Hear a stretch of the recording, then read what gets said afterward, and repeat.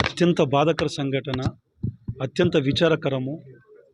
ఇది సమస్త వికలాంగుల జాతి మొత్తం కూడా బాధపడుతుంది.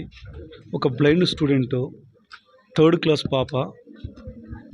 ఇప్పుడు నేను కూడా మార్నింగ్ నాకు విషయం తెలియగానే నేను ఇక్కడికి రావడం జరిగింది. సరే, కొంతమందిని కనుక్కునే ప్రయత్నం చేశాను.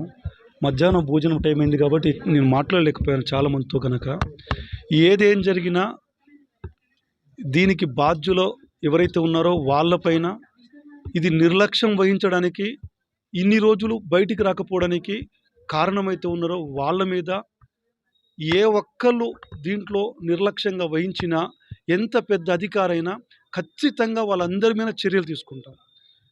ఇప్పుడు ఈ సంఘటనతోని నేను కూడా ఒక ప్రత్యేక శ్రద్ధ తీసుకొని ఎన్ని హాస్టల్స్ అయితే ఉన్నాయో అన్ని హాస్టల్స్ను కూడా విజిట్ చేసి వాళ్ళందరితో సమావేశమై అసలు వాళ్ళకి ఎలాంటి బాధలు ఉన్నాయి, గత 10 సంవత్సరాలు వాళ్ళ ఇబ్బందులు ఏందో కూడా తెలుసుకునే ప్రయత్నం కూడా చేస్తాను. ఖచ్చితంగా బాధ్యులపైన చర్యలు ఉంటాయి. ఎవరు చేసినది ఉపేక్షించేది కాదు. ఇది మానవ సమాజంలో ఉన్న ఏ వ్యక్తి కూడా దీన్ని మనం క్షమించే విషయం కూడా కాదు. కాబట్టి చాలా సీరియస్గా తీసుకుంటాము.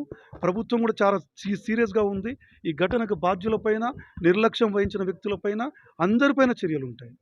పోలీస్ డిపార్ట్మెంట్ ఏం చెప్తుంది సార్? యాక్చువల్గా నేను ఇంకా పోలీస్ డిపార్ట్మెంట్తో మాట్లాడలేదు. వాస్తవానికి నాకు మార్నింగే ఈ విషయం తెలిసింది. ఈ విషయాన్ని తెలవంగానే ఉట్టిని ఇక్కడికి రావడం జరిగింది. వాళ్ళతో కూడా ఇప్పుడు మాట్లాడతాను. యాక్చువల్గా ఆ స్కూల్ కూడా ఎడ్యుకేషన్ డిపార్ట్మెంట్కి సంబంధించిన స్కూల్ ఉన్నట్టుంది.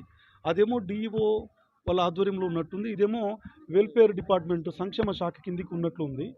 సో ఏది ఏమైనప్పటికి కూడా ఏంటంటే ఇప్పుడు ఇందులో ఉన్న ప్రతి స్టూడెంట్తో కూడా నేను ఈ లంచ్ తర్వాత కూర్చొని అసలు ఏం జరుగుతుందో, వాళ్ళ లోపల అసలు ఏముంది, ఏం జరుగుతుంది, ఏమి ఇబ్బంది అయింది, అసలు ఆ చెల్లె పరిస్థితి ఏం జరిగింది మొత్తం కూడా విచారించే ప్రయత్నం చేస్తాను ఖచ్చితంగా.